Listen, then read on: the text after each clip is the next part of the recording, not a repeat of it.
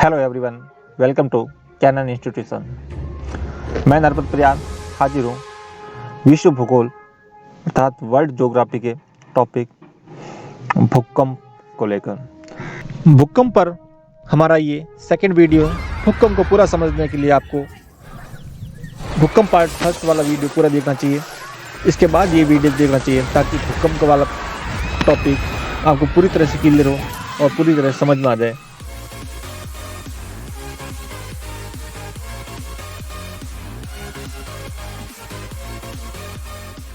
हमने पिछले वीडियो पर चर्चा की थी भूकंप की तीव्रता किससे मापी जाती है और भूकंप का परिमाण किससे मापा जाता है। तो उसी से ये स्केल लेके आया सामने, जैसे मर्केली का पैमाना दे रखा है यहाँ, और यहाँ रिक्टर का परिमाण दे रखा है। यानी यांत्रिक मर्केली तीव्रता वाले भूकंप को केवल भूकंप लेखी द्वारा रिकॉर्ड किया जा सकता है, और ये रिक्टर पैमाने पर 3.5 से कम होता है। इसी प्रकार इस वीडियो को पॉज करके आप इसके बारे में पढ़ सकते हैं। चलिए आगे बढ़ते हैं। भूकंप का वर्गीकरण या भूकंपों का वर्गीकरण। तो भूकंपों का मोटे तौर पर देखा जाए तो भूकंप का वर्गीकरण दो भागों में करते हैं, केंद्र की उद्गम की गहराई के आधार पर और उत्पत्ति के कारणों के आधार पर। तो बात करते हैं सबसे पहले उद्गम केंद्र की गहराई के आधार पर। भूकंपों के उद्गम केंद्र की गहराई के आधार पर इनका वर्गीकरण करने के लिए Oldham, Gutenberg, Richter, Bullard, birch आदि भूवैज्ञानिकों ने कई अध्ययन किए। ओल्डहम महोदय ने इटली में 5,605 भूकंपों का अध्ययन करने के बाद ये निष्कर्ष निकाला कि लगभग 90% भूकंपों का उद्गम केंद्र मूल भूपटल से 8 किलोमीटर से कम गहराई पर होता है। 8% भूकंपों का उद्गम केंद्र 8 से 30 किलोमीटर और केवल 2% भूकंपों का उद्गम केंद्र 30 किलोमीटर से अधिक गहराई पर स्थित होता है। अब तक 720 किलोमीटर की अधिकतम गहराई पर उत्पन्न भूकंप के बारे में पता चला है। उद्गम केंद्र की गहराई के आधार पर भूकंपों को हम निम्नलिखित भागों में बांटते हैं। पहला है उतले भूकंप। जिन भूकंपों का उद्गम केंद्र 0 से 70 किलोमीटर की गहराई पर होता है उन्हें हम उतले भूकंप कहते हैं। इन्हें साधारण भूकंप भी कहते हैं, अर्थात नॉर्मल अर्थक्वेक्स। इन भूकंपों से जनधन की अधिक क्षति होती है। अधिकांश भूकंप इसी वर्ग के हैं। तो नेक्स्ट भाग है मध्यवर्ती भूकंप। इन भूकंपों का उद्गम केंद्र 70 से 300 किलोमीटर की गहराई पर होता है। ये मेटल के निम्न वेग के संस्तर में पैदा होता है। और तीसरा भाग है गहरे भूकंप। ये भूकंप 300 से 720 किलोमीटर की गहराई पर उत्पन्न होते हैं। इन्हें पातालीय भूकंप भी कहते हैं। इनकी संख्या न्यूनतम होती है। अधिकांश गहरे भूकंप 500 से 700 किलोमीटर की गहराई पर ही उत्पन्न होते हैं। अब बात करते हैं उत्पत्ति के आधार पर भूकंपों का वर्गीकरण दो भागों में किया गया है। पहला है प्राकृतिक भूकंप। तो प्राकृतिक भूकंप में कौन कौन से आते हैं, बात करते हैं संतुलन मूलक भूकंप। जब कभी भूपृष्ठ के संतुलन में अव्यवस्था होती है तो भूगर्भिक शक्तियों की सक्रिय हो जाती है और वलन पर्वतों के निर्माण के साथ साथ भूकंप भी आते हैं। हिंदुकुओं में 1949 में आया भूकंप इसी प्रकार का था। नेक्स्ट बात करते हैं ज्वालामुखी भूकंप, जिससे हमने पूरा ज्वालामुखी टॉपिक बारे में अध्ययन किया था। ज्वालामुखी उद्गार के समय भूपृष्ठ में कंपन पैदा होता है और कंपन से भूकंप आता है। विश्व के अधिकांश ज्वालामुखी प्रभावित क्षेत्र में ही भूकंप आते हैं, जैसे क्राकाटोवो, कटमई, एटना, ये ज्वालामुखी भूकंप के उदाहरण हैं। बात करते हैं वितलीय भूकंप, प्लूटोनिक अर्थक्वेक्स। जैसा कि इसके नाम से स्पष्ट होता है कि इन भूकंपों का केंद्र काफ़ी गहराई लगभग 300 से 720 किलोमीटर पर होता है। ये भूकंप आंतरिक ऊष्मा द्वारा खनिजों के पुनर्गठन की क्रिया से उत्पन्न होते हैं। इसके संबंध में अभी अधिक जानकारी उपलब्ध नहीं है। और अंतिम प्राकृतिक भूकंप कौन सा है? विवर्तनिक भूकंप,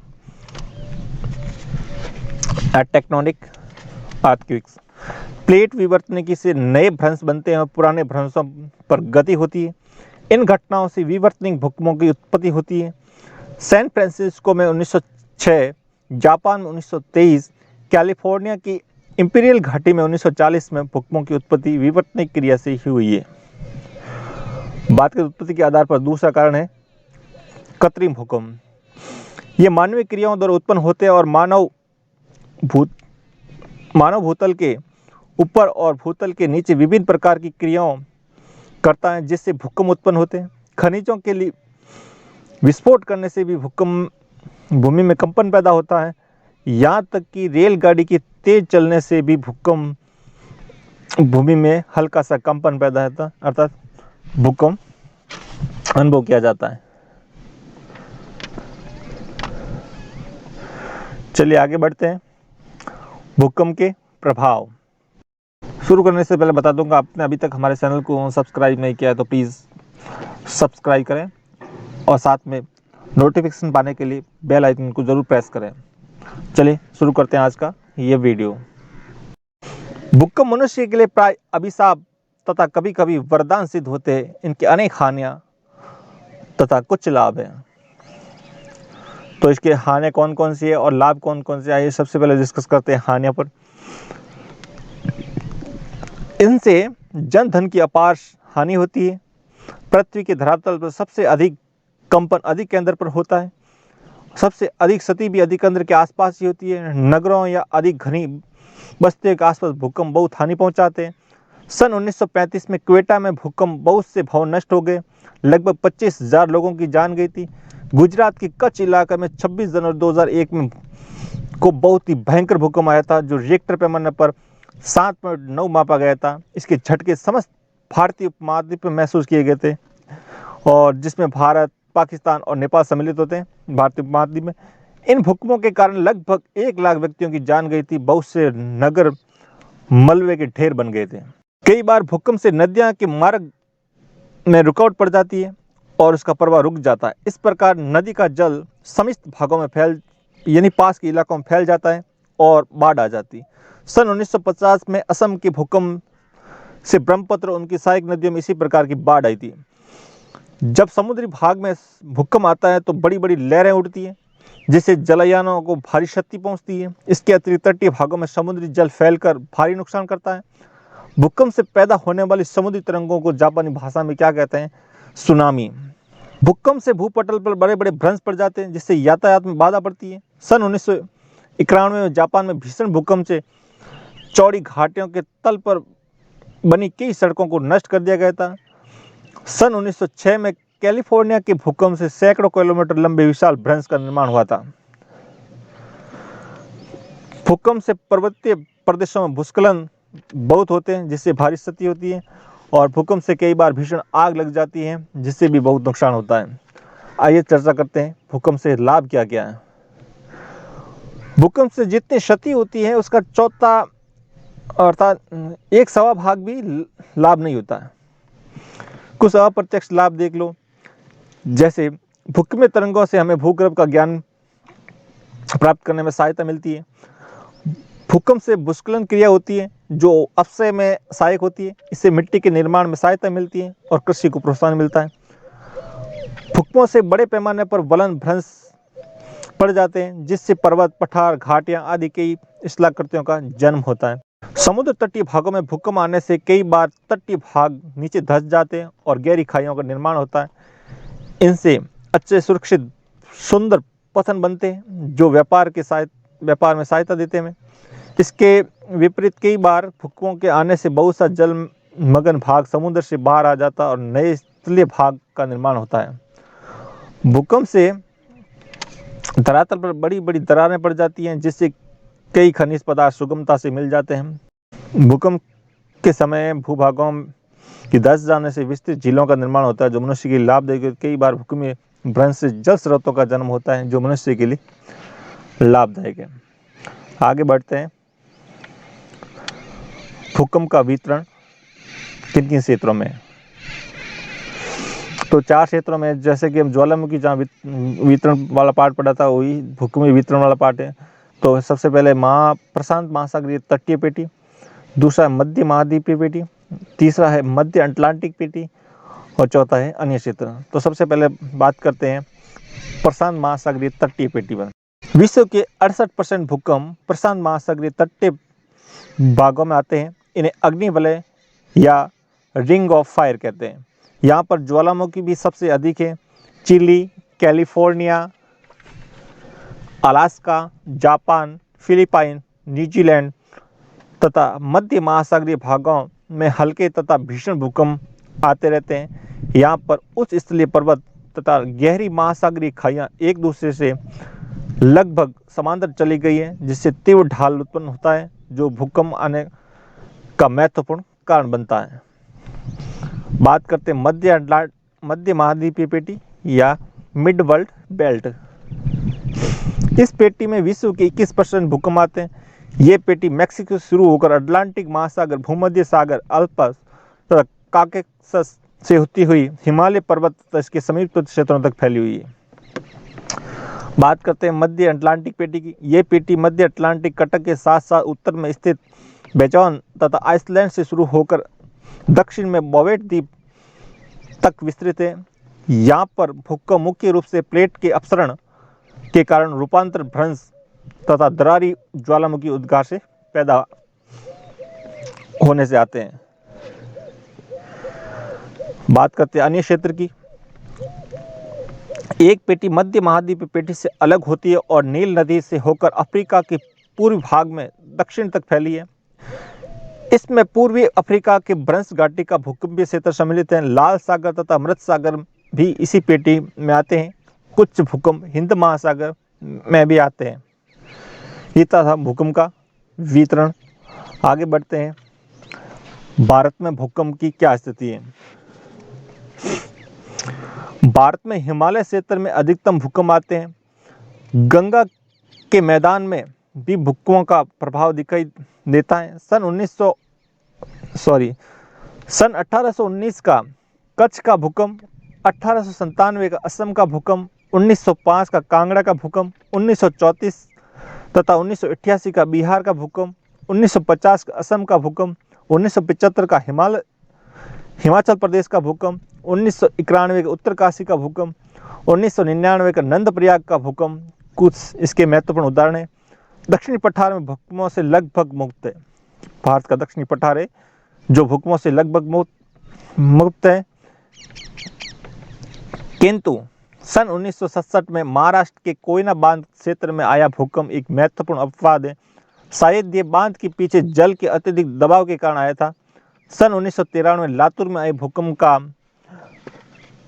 कारण प्लेट विवर्ती माना गया। 2001 में कच्छ में क्या है भूकंप का कारण भी प्लेट विवर्ती माना गया है। भूकंपीय तरंगे। भूकंपीय तरंगे 3 तरह की होती है, पी तरंगे, एस तरंगे और एल तरंगे। पी तरंगे ठोस, द्रव और गैस तीनों भागों में गमन करती है।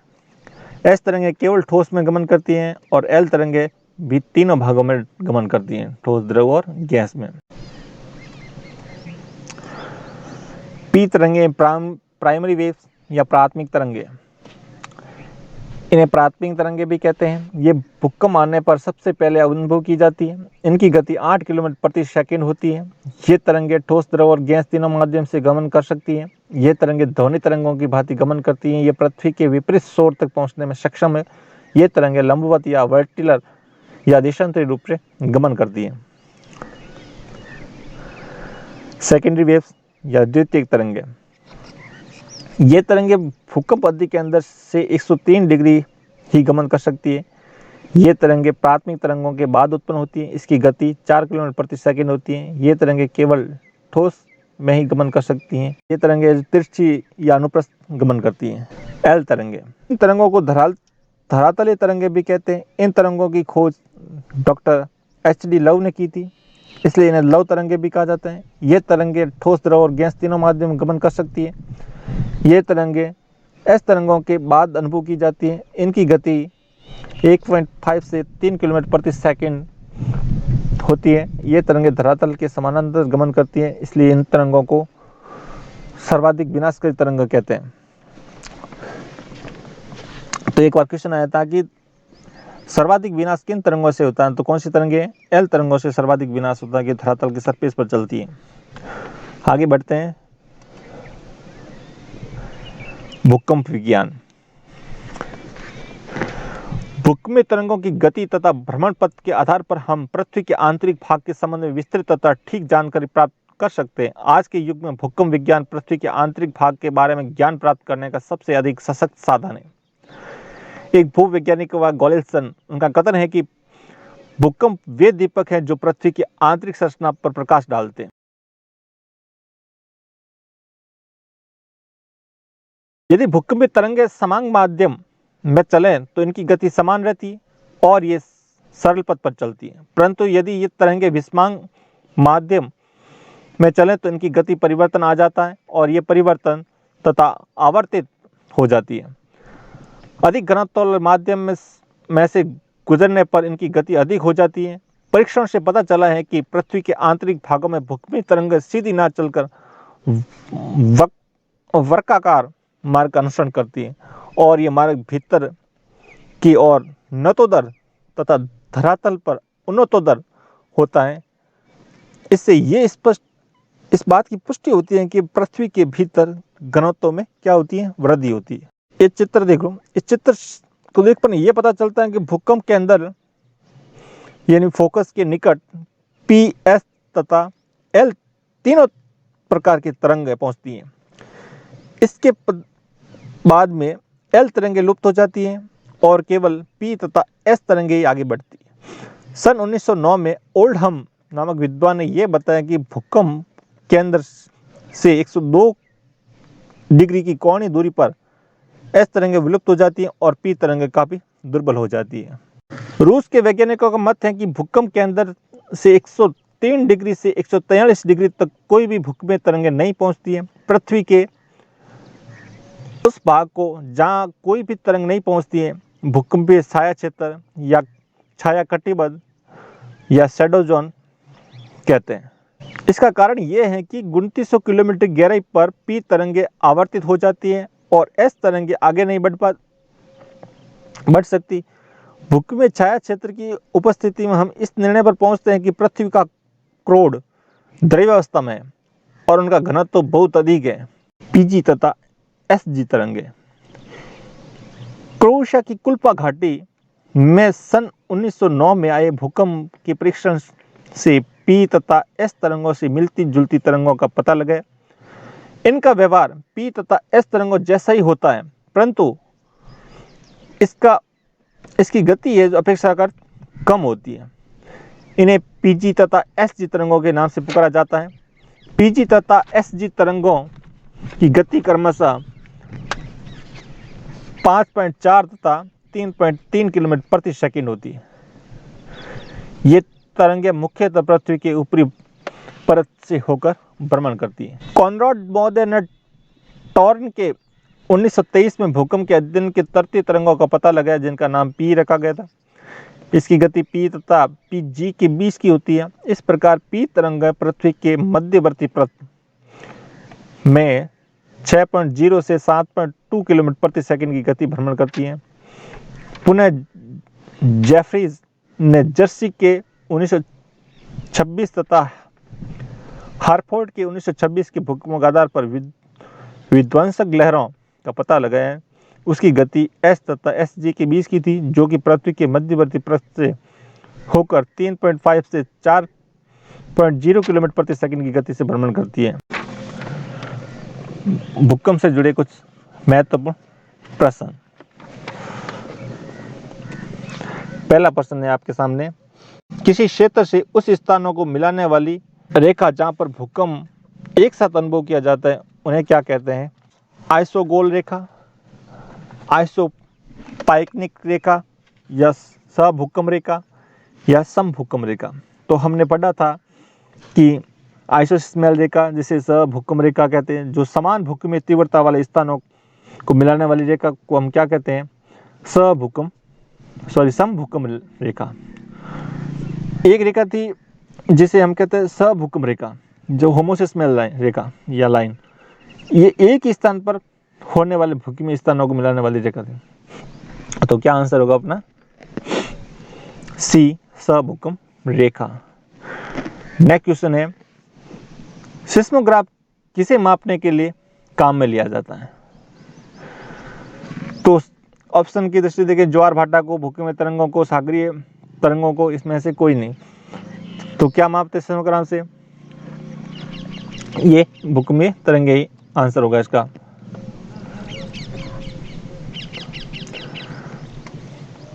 नेक्स्ट क्वेश्चन, अग्निवलय अर्थात रिंग ऑफ फायर प्रशांत महासागर की उस विशाल क्षेत्र को कहते हैं जहां कुल भूकंप यानी कितने परसेंट आता है?